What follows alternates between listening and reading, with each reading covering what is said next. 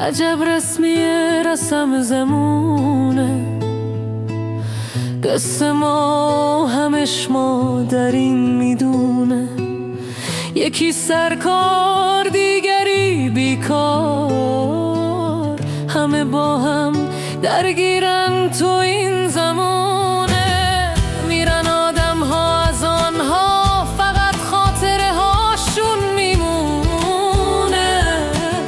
سعید گوش کن از این رسم زمونه که هیچی نیست به جز بهونه. زندگی کوتاست، فکرها درگیرن از این داستان زمونه. هر کی را دیدیم گفت رفته از ما یکی تو این زمونه. کرده ما رو داغدار در این دنیای وارونه.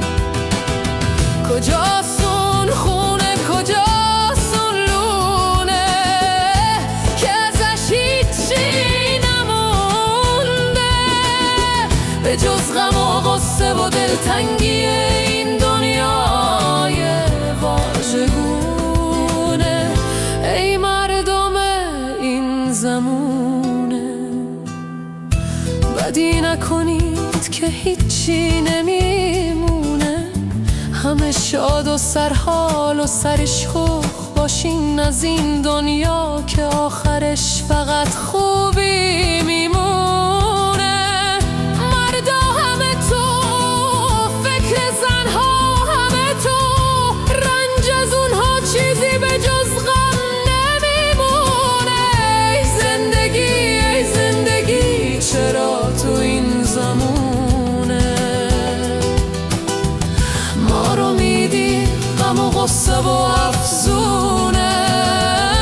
همه تو فکر همه تو غم که آخرش معلوم نیست دنیا کجا میمونه.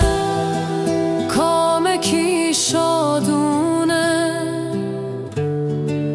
رنج کی دگرگونه.